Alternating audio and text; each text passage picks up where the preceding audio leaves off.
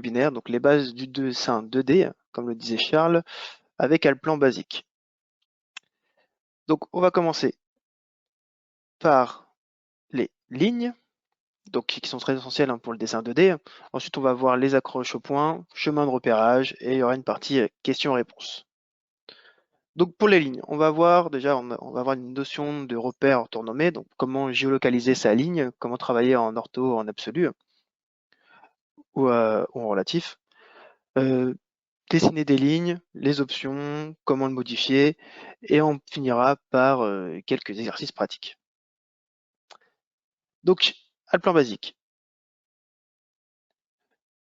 Ici, si je commence par dessiner une ligne, je vais pouvoir géolocaliser mon point. Je pourrais commencer n'importe où dans cette fenêtre. En bas de l'écran, je peux passer en point global pour mettre des coordonnées précises à mon point. Donc des coordonnées précises sur ce repère orthonormé X, Y, Z. Ici, je vais commencer à l'origine de ma feuille de dessin. Je mets 0 en X, 0 en Y. Donc avec la touche tabulation, je peux passer très simplement de l'un à l'autre ou avec la souris. J'appuie sur Entrée et mon premier point se symbolise ici. D'ailleurs, je vais vérifier propriété de ma ligne, donc une ligne en bleu pour bien la faire apparaître correctement.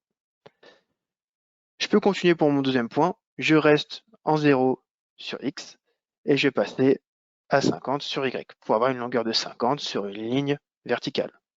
Je pourrais continuer, mettre moins 50 sur X et 50 sur Y pour faire un trait comme ceci. Donc je pars moins 50 sur X pour aller donc la partie négative. Et je pourrais rester toujours sur ma ligne des moins 50 et passer à 80 en hauteur sur Y. Donc à chaque fois, je localise mes points de mon bâtiment en rentrant ces coordonnées. Donc je reviens sur 0 à 80 et je pourrais monter encore plus haut, 0 jusqu'à 100 pour faire cette partie-là. Je continue, hop, venir ici et je pourrais boucler tout ça en mettant 0, 0 en X et Y pour faire ma forme. Donc à chaque fois, j'ai fait une ligne juste en renseignant les points de chaque coin de ma forme. Alors pour savoir où sont les repères X et Y, Z, je peux bien sûr les afficher dans le plan. Ça va se passer juste ici, afficher les repères. Il va apparaître ici, donc en bas à gauche de l'écran, où j'aurai X, Y, Z, et ce repère sera toujours en bas à gauche de chaque fenêtre de le plan. Je peux bien sûr dessiner des lignes n'importe où sur mon dessin. Je pourrais commencer par un point ici et passer non plus en point global, mais en point delta, juste ici, pour venir saisir mes lignes directement. Si je veux faire des lignes horizontales, verticales, donc il y a plein d'options, il y a un petit raccourci, la touche majuscule, quand vous la gardez enfoncée, vous faites que des lignes horizontales ou verticales. Et je pourrais placer un deuxième point ici, un troisième ici, et finir par revenir sur mon premier point pour faire ma forme. Donc là, sans rentrer des coordonnées, sans rentrer des longueurs, je clique juste point par point pour faire mes géométries. Je pourrais aussi faire la même chose avec un tracé polygonal ici et venir renseigner donc mes différents points. Juste petite option qu'on va avoir en plus, c'est cette fenêtre. On va pouvoir gérer le nombre de segments. On va aussi pouvoir revenir en cliquant sur cette flèche sur les différents points que j'ai sélectionnés. Si je me suis trompé sur la saisie d'un point, par exemple. Et le reste reste la même chose. Toujours ici, point delta ou point global pour savoir si je travaille en absolu ou en relatif. Et échappe pour valider. Si je fais un tracé polygonal, je peux aussi faire des lignes inclinées dans n'importe quel sens, comme ceci. Hop, on va enlever ça d'ailleurs. Pour revenir en arrière, je peux bien sûr utiliser la touche ici, CTRL Z, le annuler, le retour. Et je peux rétablir la forme ici. Donc le CTRL Z, le CTRL Y C'est toujours les raccourcis les plus importants sur le logiciel de dessin. Une autre option quand on dessine, on va pouvoir activer la saisie à angle droit, qu'on va retrouver encore une fois en bas de l'écran. Quand je vais placer mon premier point, je vais pouvoir lui dire ici, hop, je souhaite dessiner avec un angle droit. J'ai juste à renseigner maintenant la longueur ou cliquer un point au hasard, mais si je veux entrer une valeur précise, je peux la rentrer directement ici. Je donne juste la direction avec la souris et au clavier, je rentre ma longueur de 50. D'ailleurs, 50, je suis en millimètres. Les unités, je peux bien sûr les gérer directement ici.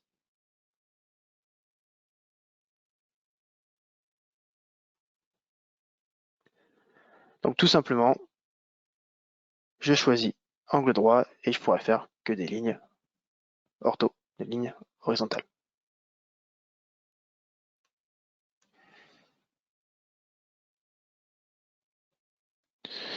Si je dessine une ligne quelconque, j'ai juste à décocher les deux options qui sont ici. Comme tout à l'heure, je fais une ligne inclinée comme je souhaite.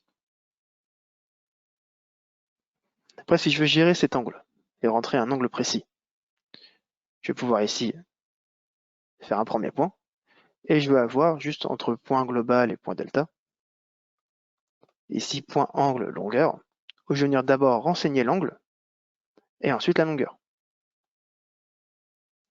Je peux rentrer 23 degrés ici, la touche tabulation pour passer sur la longueur. Donc là, sans même rentrer une longueur, j'ai bien ma ligne qui est inclinée à 23 degrés. Je peux aller vers le bas ou vers le haut. Je donne encore une fois une direction, pas oublier.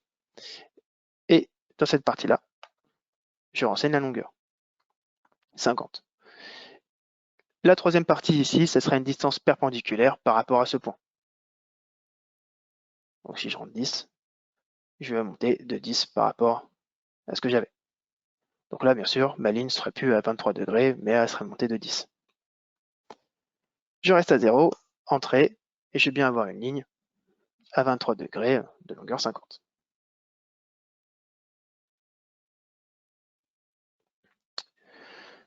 Ensuite, sur les lignes, quand je reste avec la souris dessus, sans la sélectionner, je vais avoir une petite infobulle qui apparaît avec quelques informations. Par défaut, il y a deux informations, la nature de l'objet et le layer dans lequel il se trouve. Ces informations-là, je peux bien sûr les modifier et je peux aussi en afficher plusieurs. Ça va se passer dans les options, dans la sélection, et juste ici, je vais pouvoir cocher ce que je souhaite voir apparaître sur l'infobulle. Donc, par exemple, l'ordre, le segment. Donc l'ordre, ça va être la position de l'élément. Donc comme je suis en 2D, mes éléments sont superposés l'un sur l'autre. Le premier élément que je crée a un ordre 1, le deuxième ordre 2, donc il sera superposé sur le deuxième, tout simplement. Et cet ordre-là, bien sûr, je peux le changer dans les propriétés de mon objet. Et la couleur, par exemple. Allez. Une fois que j'ai activé ça, maintenant quand je repasse sur mon élément, je vais avoir les informations en plus. Donc l'ordre, 0, première ligne, le segment, c'est la longueur de segment, et la couleur, 1. Et si j'appuie sur la touche tabulation, il m'ouvre toute la fenêtre avec encore plus d'informations.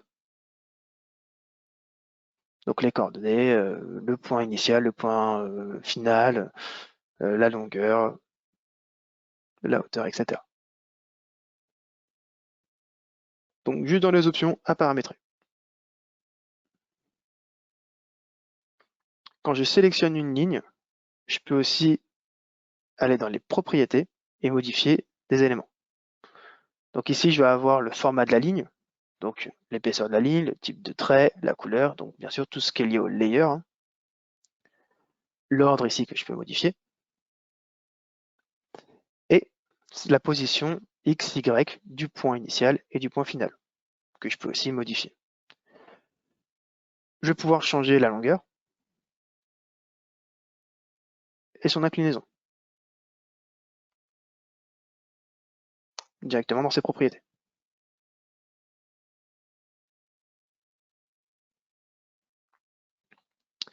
Une fois que j'ai dessiné ma ligne, quand je la sélectionne, je vais avoir des poignées qui vont apparaître. Donc pour modifier cette longueur, je peux étirer cette petite bille bleue, ici. Hop. Donc il y a cette fenêtre qui apparaît ici, et par défaut, je vais maintenir la direction. Donc si je veux rajouter 10 à cet élément, j'ai juste à rentrer 10 au clavier pour allonger ma ligne de 10. Bien sûr, dans la direction que j'ai indiquée.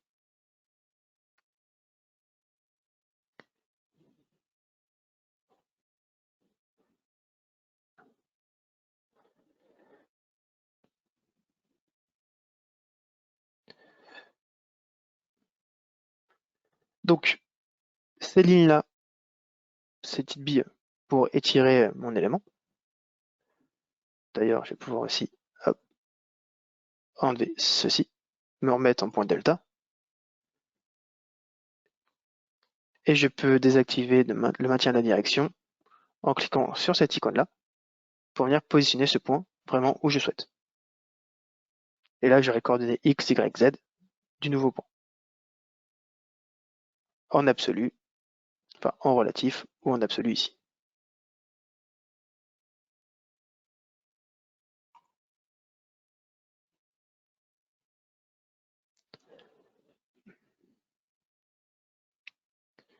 Pour modifier la longueur, une autre possibilité aussi, en sélectionnant la ligne, vous voyez, j'ai des petites cases où je peux renseigner des valeurs. Et si j'ai la longueur de ma ligne de 50, je vais pouvoir la rallonger de 10. Je peux renseigner 60, hein, mais je peux aussi dire 50 plus 10. Donc moins divisé, hein, les équations fonctionnent. Mes plus 10 apparaissent de ce côté-là, car en bas de la case, je vais avoir la flèche rouge allumée sur la droite. Je peux cliquer dessus pour passer à gauche et dire la longueur va plutôt se mettre ici. Si je clique à nouveau dessus, les deux flèches sont allumées, donc mes plus 10 deviennent des plus 5 de chaque côté. Donc j'ai une augmentation symétrique de ma ligne.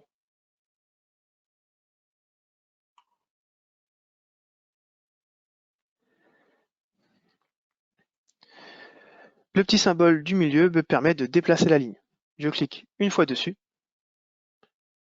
et je reclique à nouveau avec le clic gauche de la souris pour positionner ma ligne où je souhaite.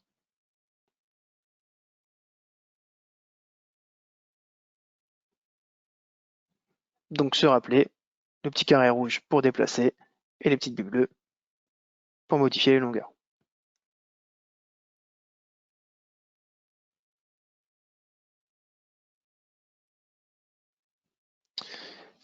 Une autre façon de dessiner une ligne inclinée, je place mon premier point et je vais pouvoir utiliser cet outil, juste ici, donc saisie d'angle, où je vais pouvoir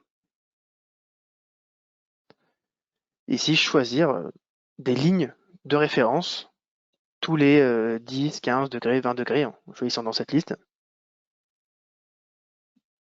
qui vont apparaître. Donc des lignes d'aide qui vont me permettre de saisir ma ligne à l'angle voulu, sans renseigner exactement la valeur.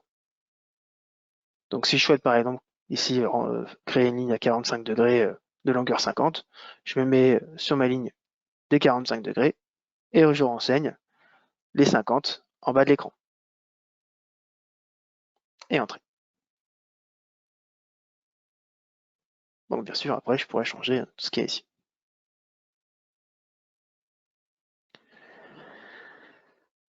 En ce qui concerne les angles,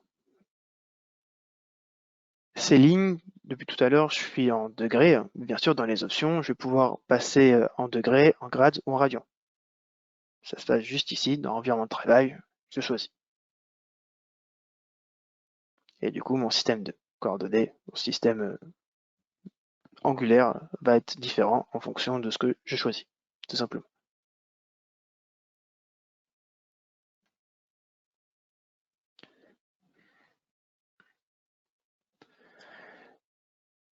Dessiner une ligne 50 avec chemin de repérage. Donc tout simplement, les chemins de repérage, on les active ici. Hop, je vais désactiver la saisie d'angle, juste là, ou le raccourci clavier F11. Je vous détaillerai les chemins de repérage tout à l'heure. Et d'ailleurs, j'ai enlevé quelques éléments falloir que je fasse ceci. Donc j'ai des chemins de repérage qui apparaissent, notamment sur l'horizontale et la verticale. Juste à glisser mon curseur sur cette ligne pour savoir que je suis bien horizontal ou vertical. Car comme vous pouvez le voir, quand je ne suis pas sur ces lignes de chemin de repérage, en bas de l'écran, je rentre les coordonnées X, Y de mon deuxième point. Donc là, je suis en point delta, du coup, c'est les coordonnées relatives par rapport à ce point-là. Si je rentre 10 et 20, je vais bien avoir 10 sur X et 20 sur Y. Alors que si je suis sur mon point, sur ma ligne de chemin de repérage, vous allez voir que les icônes en bas changent. Je rentre sur la partie ici la longueur sur la ligne et à côté, et ben, la longueur perpendiculaire. Donc si je souhaite avoir 50 sur cette ligne, j'aurai une ligne de 50, correct. Et à côté, c'est bien la longueur perpendiculaire. Donc entre ici et ici, j'aurai bien mes 10. Hop, faire 0 pour bien faire la ligne correctement. Une ligne horizontale de 50.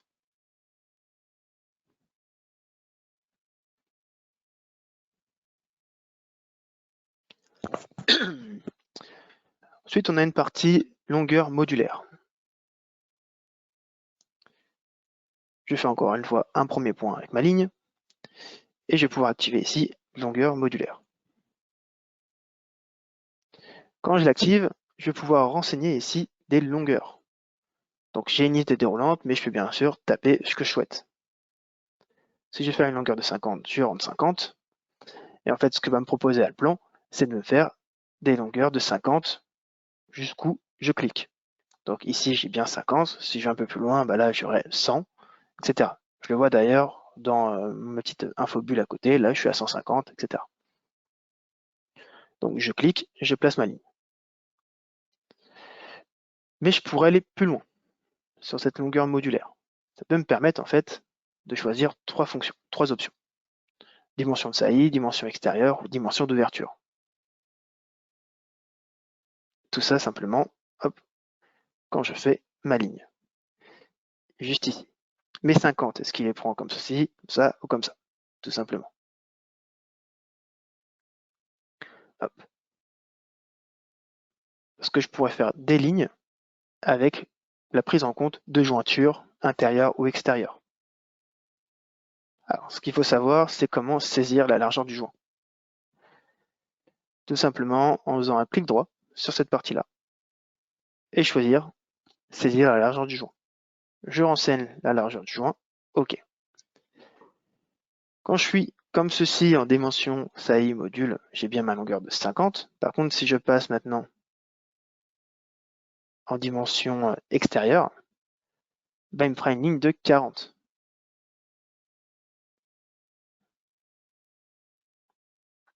Ce qu'il prend en compte la valeur du joint. Si je passe en dimension ouverture, il me fera une ligne de 60. Donc là, il prend en compte le joint en plus, pas en moins. Donc il me fait une ligne tous les 60.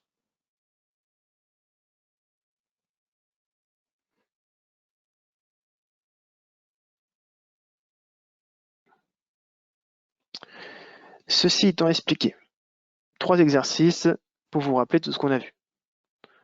Donc comment créer une ligne ici inclinée à 36,50. Donc tout simplement, hein, je peux déjà aller désélectionner mes longueurs modulaires et ici me mettre sur la saisie par angle. Je renseigne mes 36,50. Donc il y a plusieurs façons de faire en fonction de ce que je vais montrer. Hein. Là, ça reste quand même la mieux. Je n'ai pas de notion de longueur. Hop, je clique ici pour créer ma ligne. Voilà. Et j'aurai bien l'angle correct. Pour dessiner une ligne comme ceci, juste à cliquer mon premier point, me placer un point delta et renseigner la valeur x, y. Donc 30 et 60.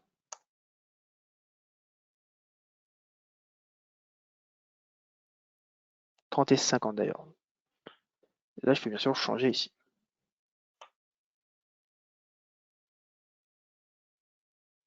En sélectionnant ma ligne.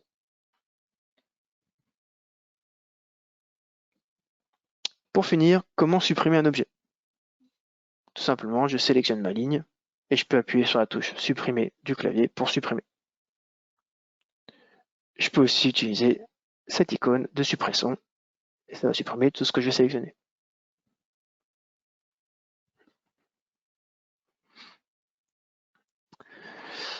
On a fini pour les lignes. Ensuite, pour les accroches au point. Donc, on va voir comment utiliser les accroches au point sur un seul point, le menu contextuel et tous les accroches automatiques qu'on peut activer. Pour ça, on va venir changer de calque.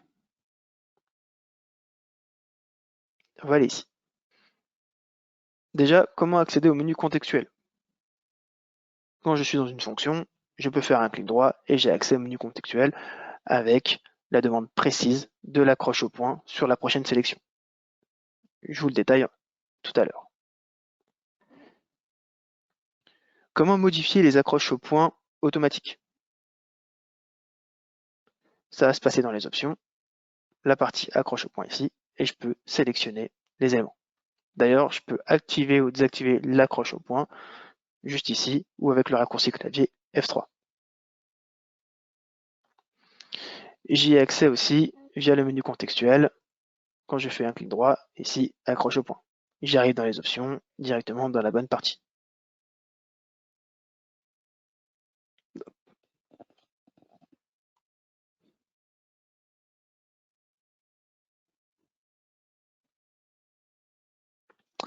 Donc le premier accroche au point, l'extrémité ou point.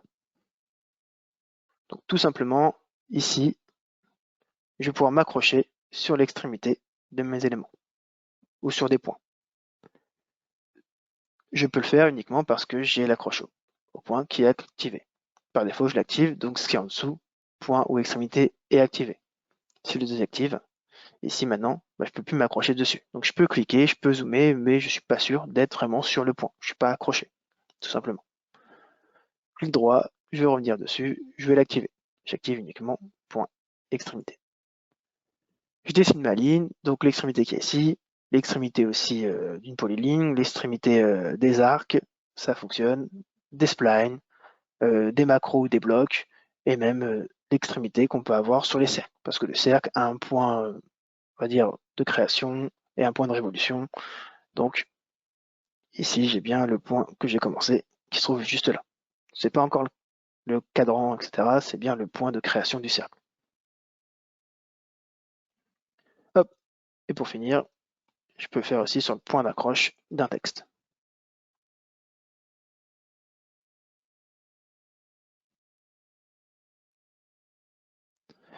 Ça fonctionne aussi sur les points donc, de milieu de cercle. Fonctionne aussi dans les macros.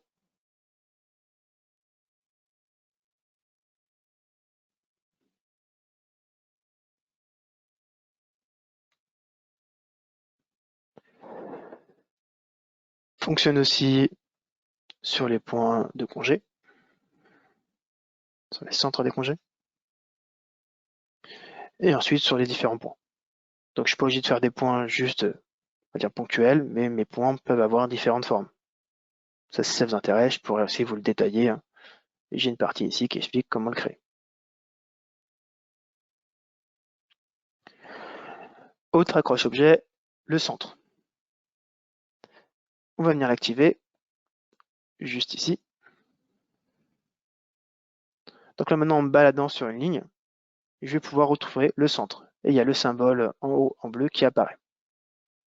Donc le centre d'une ligne, le centre de chaque segment de polyligne, le centre d'arc de cercle, le centre de spline aussi, juste là. Le centre de ce cercle ou de ce bloc, etc. Et bien sûr le centre, quand j'ai plusieurs lignes superposées, ça va être la ligne qui sera au-dessus, tout simplement.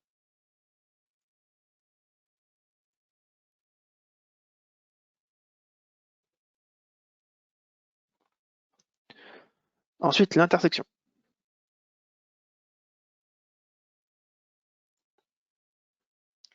Ici, je vois l'intersection qui est confondue avec l'extrémité. Donc par défaut, il va plus simple, il va sur l'extrémité. Et dans le cas où cette ligne dépasse, j'aurai bien l'intersection. Et comme l'extrémité, je ne peux pas le désactiver, je l'aurai toujours. Mais déjà, j'ai bien l'intersection entre ces deux lignes, ici avec le symbole du X qui apparaît. L'intersection entre une ligne et un cercle, l'intersection entre un arc de cercle et une ligne, l'intersection aussi sur les blocs et les macros.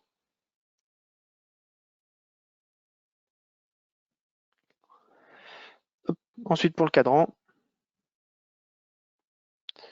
je vais l'activer juste ici.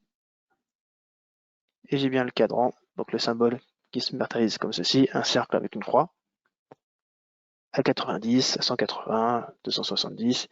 Et ici, ça va être, donc, comme les deux points sont confondus encore une fois, il y a le cadran, mais il y a l'extrémité de ce cercle. Je vais prendre l'extrémité. Ça fonctionne aussi sur les arcs de cercle.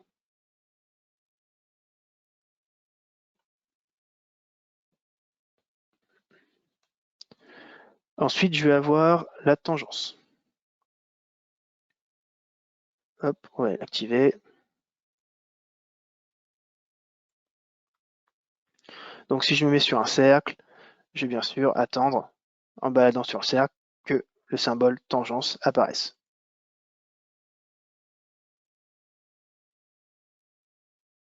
J'ai juste à me balader à chaque fois sur l'élément pour attendre que ça apparaisse et je clique une fois que le symbole est là. On sent la souris qui a un petit accroche et on clique.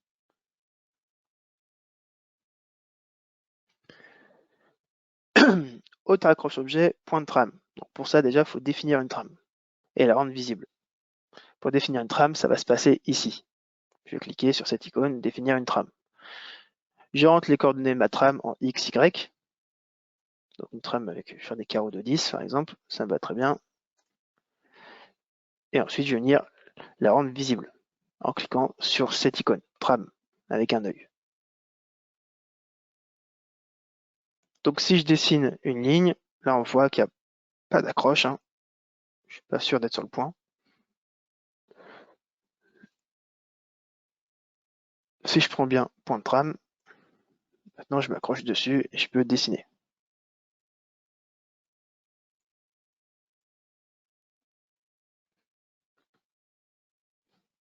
Donc cette trame, bien sûr, je peux la changer à n'importe quel moment pour agrandir et rétrécir mes carreaux.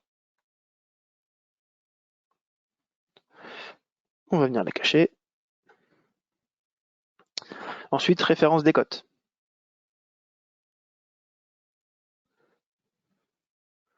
Référence des cotes, il faut obligatoirement qu'on ait des cotes. En fait, on va venir s'accrocher sur les points d'accroche de mes cotes. Donc là, le 10 mesure bien ce point-là, ce point-là, ce point-là, ici, ici, ici. Donc quand je vais aller sur ma ligne, il va retrouver les points d'accroche de mes cotes. Et je vais pouvoir faire des lignes qui s'accrochent dessus, tout simplement.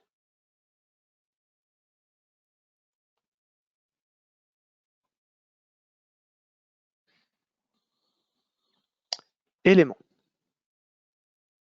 Donc éléments, vous voyez là, je ne peux pas cliquer n'importe où sur la ligne. J'aurai que l'extrémité, le milieu si je le rends actif, etc. Mais je ne peux pas m'accrocher n'importe où sur la ligne. Ça va être important aussi de pouvoir le faire. J'ai juste à cliquer ici sur éléments. Donc maintenant, quand je me balade sur la ligne, je suis accroché et je peux cliquer n'importe où dessus. Que ce soit n'importe où sur cette ligne, n'importe où sur une polyligne, sur un arc de cercle, sur une spline ou sur mes blocs.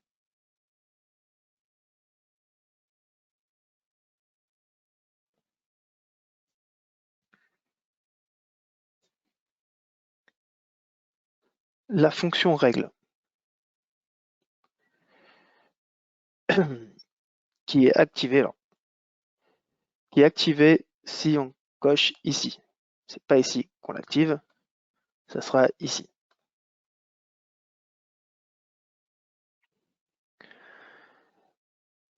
Et un peu particulière, c'est là, on n'aura pas les symboles, ces symboles-là directement. Il faut qu'on maintienne la touche CTRL, qu'on déplace le curseur à côté d'une ligne pour que les symboles apparaissent et que je puisse placer mon point sur le prolongement de cette ligne. Donc il me crée une règle en fait, et je vais pouvoir cliquer dessus. Donc là, je vais avoir le point de prolongation entre cette ligne-là et cette ligne-là. Donc là, il y avait celle-là qui était à côté, et du coup, il ne prenait pas la bonne référence. Comme ils sont alignés, il me l'a mis quand même au bon endroit pour avoir ceci. Donc ça peut me servir pour faire des angles droits ou des parallèles, etc.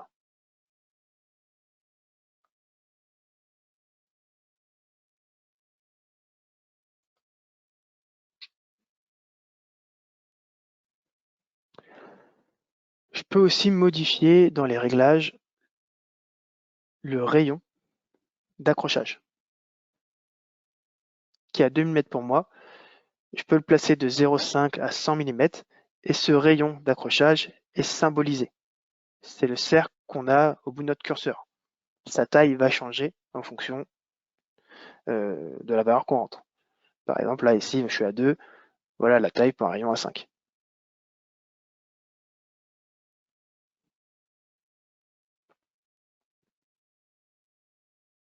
Donc un petit exercice pour finir sur les accrochages. On va aller voir tout ce qu'on a vu précédemment. Clic droit, je vais activer, je vais avoir un point sur les extrémités, c'est bon, un point sur les tangences, sur les cadrans aussi, et le milieu. Donc l'idée, c'est de les laisser, tous ceux qui vous intéressent, et pas de faire un clic droit, activer, désactiver. Moi, je l'ai fait, c'était pour vous montrer dans le détail un par un, mais l'idée, on rend visible tous ceux qu'on utilise au quotidien, même pour l'intersection. Donc là, je prends bien le point 1 à l'extrémité. Je prends bien l'extrémité d'ailleurs, comme j'ai activé. J'ai pas besoin, du coup, celui-là, je pourrais peut-être l'enlever. Si j'enlève l'élément pour bien prendre l'extrémité. Et ici, je vais bien sur la tangence. Je prends la tangence aussi sur le point 3, le cadran ici, le cadran ici qui est confondu. Et là, je finis avec la perpendiculaire. Je peux utiliser la fonction règle. Hop, j'ai cliqué trop tôt, le petite flèche pour revenir en arrière, la fonction de règle, et je peux aussi maintenir la touche maj pour être sûr d'être horizontal. J'attends d'être bien aligné ici et je finis. Ou j'utilise ce que je vous ai montré précédemment, mode ortho ou les angles. Et je finis avec le milieu du point 7.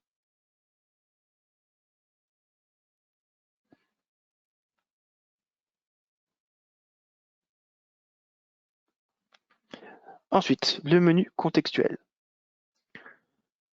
qui va me permettre de faire par exemple le milieu entre deux points. Si je fais une ligne au milieu de ces deux-là, mon premier point que je vais cliquer, je vais faire un clic droit pour aller sur le menu contextuel et je vais prendre le milieu. Je prends le milieu entre ce point-là et ce point-là et je peux continuer à dessiner. Donc ça marche bien sûr entre des points horizontaux et verticaux, mais je peux prendre sur les diagonales aussi. Ça marche de la même manière.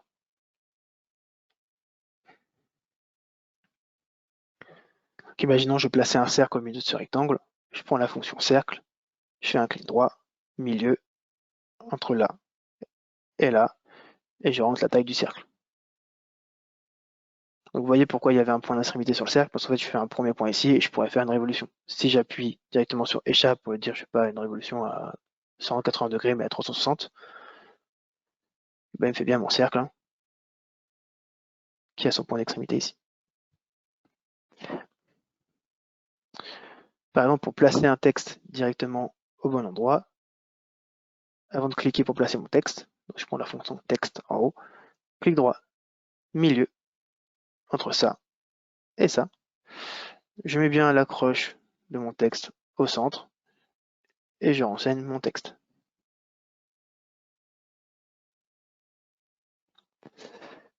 Et bien sûr, cette petite fonction milieu permet aussi d'avoir le milieu des segments.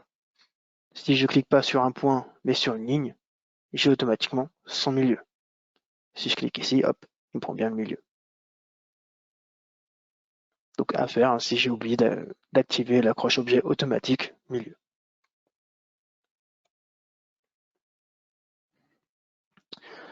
L'intersection projetée. Si je fais un clic droit intersection, je vais aller sélectionner la première ligne, puis la deuxième ligne, et même avant de cliquer à la deuxième ligne, je vois l'aperçu de la projection. Donc je clique dessus pour la projection de ces deux lignes, qui sera ce point-là. Ensuite, je fais ma ligne. Tout simplement.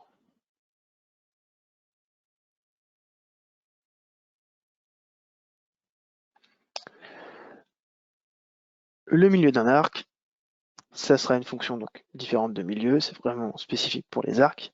Je clique sur un arc, je prends son milieu. Donc ça fonctionne sur les blocs, sur les arcs de cercle, sur les cercles aussi entiers.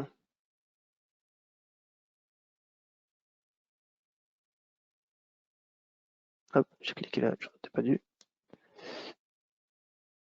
Mais si je clique ici, je trouve bien le milieu mes éléments. Donc si son point d'insertion, point de création est là, bien sûr le milieu de mon arc de cercle est là.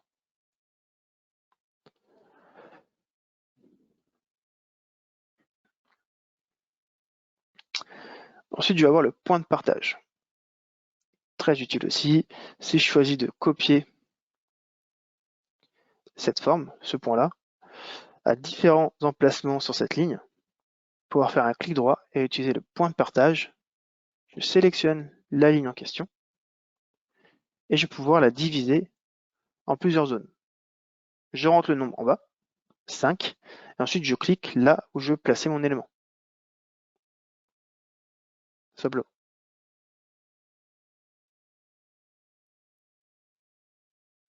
Et ainsi de suite.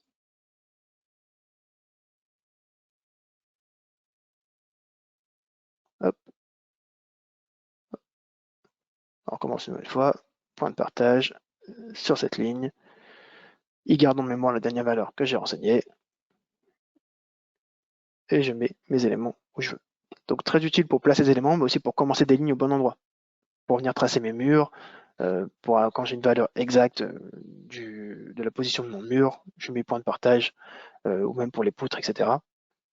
On verra qu'on a d'autres outils qui sont intéressants sur ça. Projection orthogonale.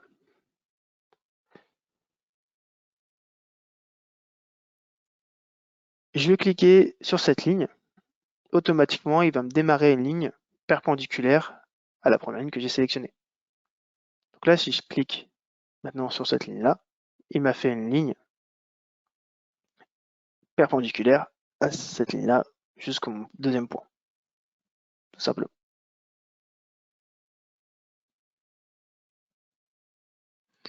Le point de référence, aussi pratique quand on dessine des bâtiments ou autres. On clique n'importe où sur une ligne ou sur un objet. À le plan, on va nous mettre ce petit symbole, cette petite flèche où on désire. Ça peut être sur un côté ou sur l'autre. Ici, là où j'ai cliqué précisément, mais en bas de l'écran, il va m'inviter à rentrer une valeur précise par rapport à ce point-là, par rapport à cette flèche. Là, si je veux être à 21,5 de ce côté, je rentre la valeur et entrée. Et j'ai fait ma ligne.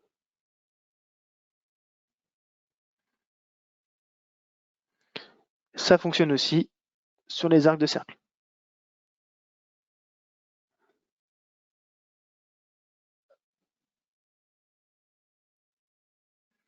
Donc bien sûr, là, je rentre la valeur en degrés, à 45 degrés. Et OK.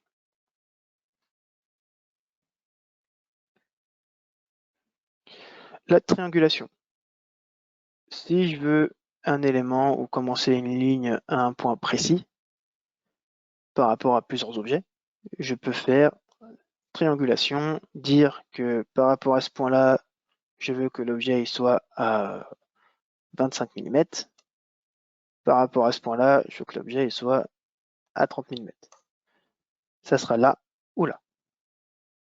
Donc je choisis là où je vais placer mon élément, ou là je vais commencer à modéliser.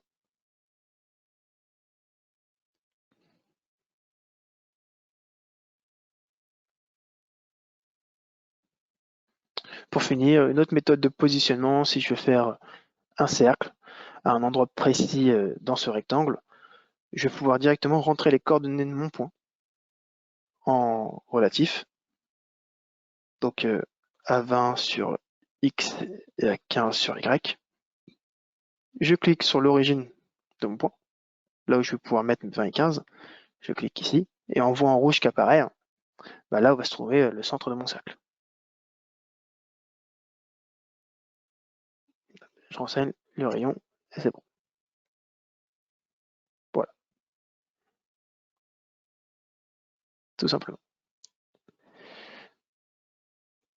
Ensuite, on va passer sur les chemins de repérage.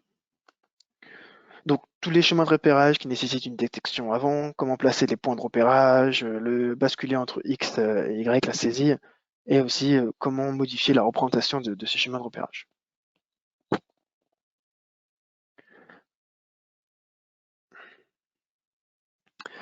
Donc, les chemins de repérage, on les active de deux manières, soit avec le raccourci F11, soit ici.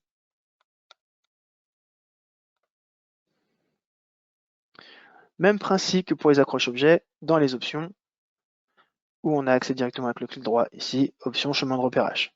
Et ici, on va pouvoir cocher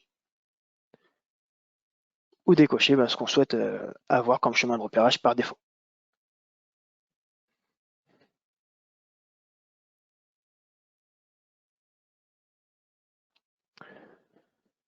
On va commencer par les points de repérage. Quand j'ai chemin de repérage qui est activé, quand je place ma souris sur un point, si je reste une demi-seconde, il va me créer des points de repérage. Alors si je commence à lui mettre au moins le prolongement, ça peut être bien, pour pouvoir faire apparaître les chemins. Et grâce à ces points, il va pouvoir me proposer d'autres chemins de repérage par rapport aux points. Des chemins qui passent par rapport à ces deux points, ou le prolongement.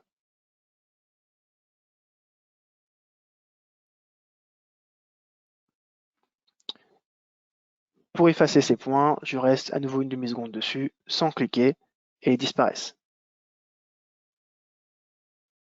D'accord? Si j'active d'autres chemins de repérage, il va pouvoir me proposer, bien sûr, plus de choses.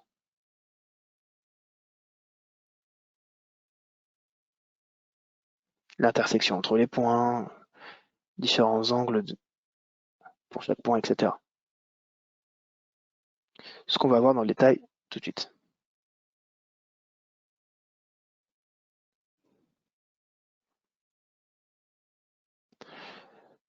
Ah oui, clic droit, vous pouvez aussi supprimer tous les points ou créer un point de repérage, si vous voulez le faire. Ce qu'on va faire d'ailleurs, on va tous les supprimer. Prolongement. Hop. Hop, bien activé. OK. Si je veux créer une ligne dans le prolongement espacé de 5 et une ligne de 5 ici, je vais pouvoir créer un point de repérage à ce niveau-là. Donc je reste dessus, j'attends que le point apparaisse, et je vais sur le prolongement. Donc il faut que le prolongement d'ailleurs soit activé. C'est important. Je glisse mon curseur dans le prolongement, et on voit en bas de l'écran que je peux renseigner la valeur. Donc là, je mets un décalage de 5. C'est pas ma ligne de 5 parce que je n'ai pas cliqué ici, donc il ne me fait pas une ligne. C'est un décalage de 5 par rapport au point de repérage que j'avais cliqué. Et ici, je peux continuer toujours dans le prolongement de cette ligne et je rentre la valeur de ma ligne, de mon deuxième point. Donc j'ai bien un espacement de 5 ici et une ligne de 5 toujours sur le prolongement. Le prolongement fonctionne aussi sur les arcs de cercle. N'importe où sur l'arc de cercle, je peux créer un autre arc de cercle ou créer une ligne n'importe où sur le prolongement de cet arc.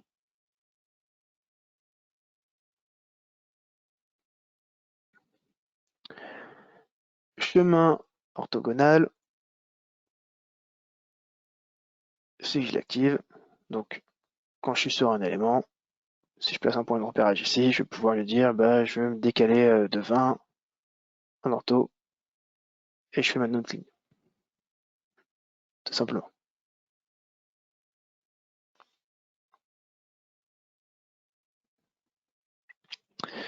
Je vais avoir ensuite les chemins de repérage polaires.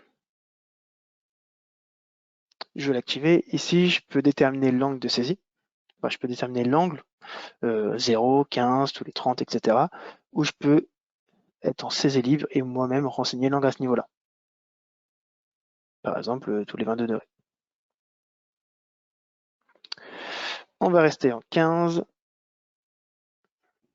Et quand je vais mettre sur ce point-là, je vais avoir tous les 15 degrés une ligne de chemin de repérage qui apparaît. Si je vais mettre sur la ligne des 120, je vérifie avec mon infobulle, je suis bien sur les 120, je fais une première ligne. Et je continue. Si je vais faire celle-là 125, 165, hop, comme ceci, et voilà.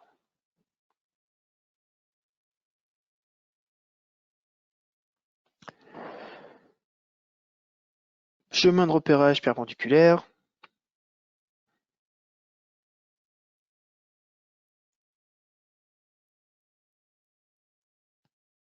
Ça va me permettre d'obtenir directement la perpendicularité, le chemin perpendiculaire en tout cas, de la ligne. Donc je reste sur la ligne, j'attends que le symbole perpendiculaire apparaisse. Une fois qu'il est apparu et qu'il se place sur la ligne, je vais avoir un chemin perpendiculaire qui apparaît.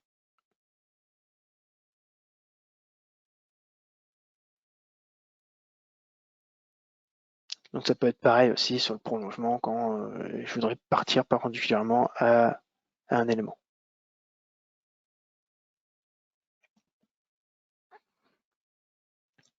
Sur la parallèle. Attention, celle-là peut être un peu plus difficile à obtenir parce que obligatoirement, il faut, je vais vous montrer pourquoi, il faut que quelque chose soit activé pour que ça fonctionne. D'ailleurs, je vais activer ça, voilà. Si je procède comme ça et je vais sur la ligne, il n'y a rien qui se passe. Il faut que l'accroche au point tangent soit activée, sinon il ne peut pas détecter la parallèle. Bien faire attention ici à activer la tangence. Maintenant, je me place sur ma ligne et je vais avoir, tac, tac, tac, je vais aussi lui activer l'élément, ça peut lui faire du bien. Il faut bien qu'il détecte sur cette ligne-là que je souhaite avoir la parallèle. Et une fois que le symbole parallèle apparaisse, je remonte et je vais avoir ma ligne parallèle pour pouvoir dessiner.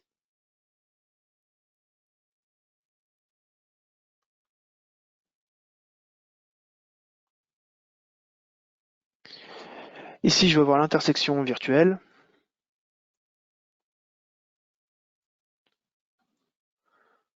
Tout simplement en mettant deux points de repérage, je vais avoir l'intersection entre les deux qui va apparaître ici.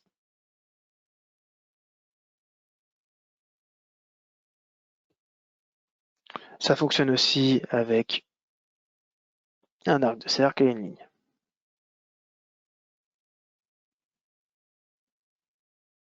Ça fonctionne aussi à l'intérieur des objets, que ce soit des blocs ou autres.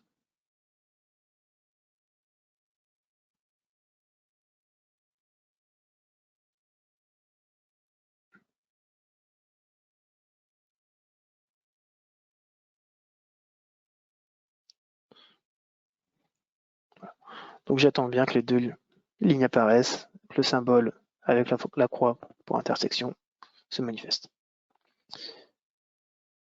Petite astuce, ça fonctionne aussi sur les éléments 3D. Parce que là, on est bien sur Allplan Basic, qui est un logiciel 2D, mais qui permet de faire de la modélisation 3D aussi. Si on a un Modeler Libre Parasolid qui nous permet de faire du 3D. Donc tous ces accroches objets fonctionnent aussi sur des modèles 3D. Ensuite, on va pouvoir activer ou non le mode de saisie, alors X ou Y, pour mettre des décalages X et Y aussi sur le mode de chemin de repérage. Petit décalage qu'on va avoir quand on est sur les prolongements, etc. Ce qu'on a ici.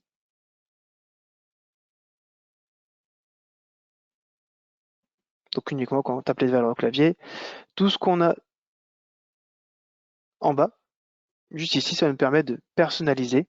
Donc déjà, quand les points de repérage apparaissent, et aussi la taille des symboles, la couleur, et est-ce que le texte apparaît. Pour savoir est-ce que c'est bien de l'ortho, du parallèle, etc. Ça se passe ici.